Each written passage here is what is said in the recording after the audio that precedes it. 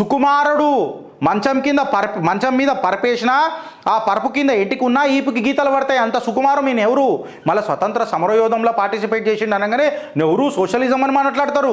మళ్ళీ హేము కళాని ఎక్కడ ఏ గ్రూప్లో పెడతారు అని నన్ను అడుగుతున్నా.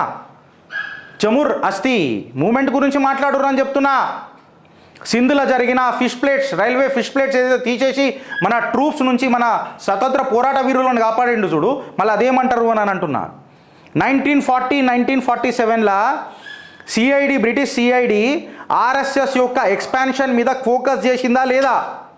సర్సంచాలక్ పరమ పూజనీయ గురూజీ గోల్వాల్కర్ గారు ఆర్ఎస్ఎస్ని ఎక్స్పోనెన్షియల్ కెపాసిటీగా ముంగడికి తీసుకుపోతున్నారు. ఈ ఆర్ఎస్ఎస్ భావాజాలాలు చాలా బ్రిటిషర్లకు డేంజరు, చాలా విప్లవం సృష్టిస్తున్నారు, వీళ్ళ మీద ఒక కన్నెయ్యిండ్రి అని చెప్పి ఈ రికార్డ్స్లలో లేవా?